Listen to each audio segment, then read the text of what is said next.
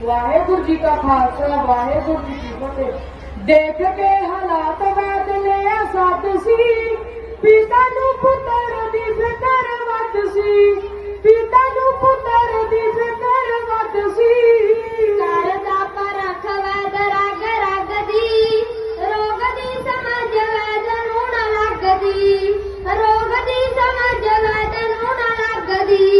कई दिन हो गए खाना खांदा घट है, बोलना तो गया जमा चुप वट है, बोलना तो गया जमा चुप वट है।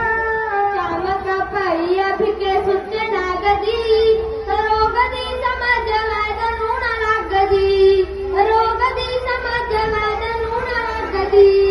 देख के ना बज सोचा विच पै गया, रोग ना कोई लपा सिर फड़ लै गया, रोग ना कोई लपा सिर फड़ लै गया। सीने विच सोचां दी हनेरी वगदी, रोग दी समझ वैद नू न लगदी, रोग दी समझ वैद नू न लगदी। इकट्ठा हो शरीका बेटा जी नू आखदा, मुंडे नू कसर सानू इंज जापदा, मुंडे नू कसर सानू इंज जापदा।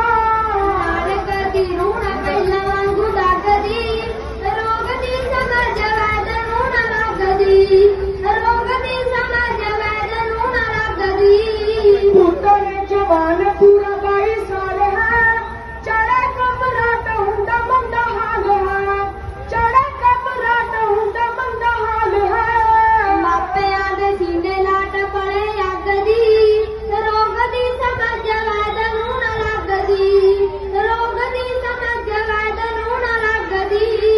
ਵੈਦ ਵੱਲ ਵੇਖ ਨਾਨਕ ਜੀ ਬੋਲਦੇ, ਦਿਲ ਵਾਲਾ ਪੈਤਿਓ ਦੇ ਕੋਲ ਖੋਲਦੇ, ਦਿਲ ਵਾਲਾ ਪੈਤਿਓ ਦੇ ਕੋਲ ਖੋਲਦੇ।